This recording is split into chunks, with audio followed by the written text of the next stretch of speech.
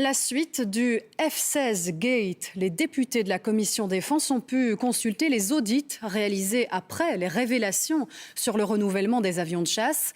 Aurélie Fogli va nous l'expliquer. L'opposition est déçue car ces rapports n'apportent que peu ou pas de réponse aux questions et donc ça n'a pas apaisé le climat. Les députés ont pu consulter l'intégralité des rapports d'audit. Ils concernent l'étude sur une éventuelle prolongation de la durée de vie des F-16. Et aujourd'hui, dans l'opposition, on reste sur sa fin. C'est un rapport très complexe en néerlandais uniquement, très jargonnant, avec toute une série de références à des pièces dont nous ne disposons pas et nous n'avons que 2 jours pour les consulter. Je pense qu'en tout cas ce n'est pas un exercice démocratique comme il se doit. Je pense que ce n'est pas respectueux de l'institution démocratique que représentent les parlementaires et ce n'est pas respectueux des Belges. La question cruciale qu'on se pose, c'est est-ce que les F-16 peuvent voler plus de 8000 heures?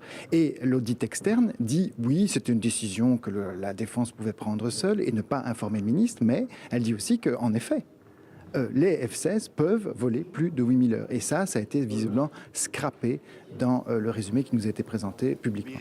L'opposition dénonce un manque de transparence, ce que conteste la majorité. De l'obstruction, ce n'est absolument pas le cas. Il y a la volonté dans le chef de chacun de faire la totale transparence sur ce qui s'est passé pour émettre un certain nombre de recommandations dans le futur pour que ça ne se représente plus.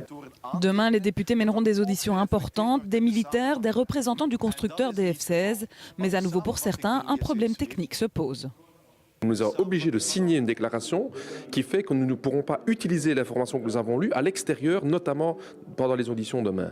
Donc c'est quand même une première fois que des députés ne pourront pas utiliser l'information qu'ils ont vue. Enfin, c'est vraiment fou. Des questions partagées aussi dans la majorité. C'est très bizarre parce qu'on veut être égaliste, on a signé pour ne rien dire et en même temps on doit interroger les concernés. Donc j'ai demandé à Madame la Présidente comment on doit traiter une telle situation. Plusieurs députés ont déjà prévenu, ils ne respecteront pas ces règles de confidentialité.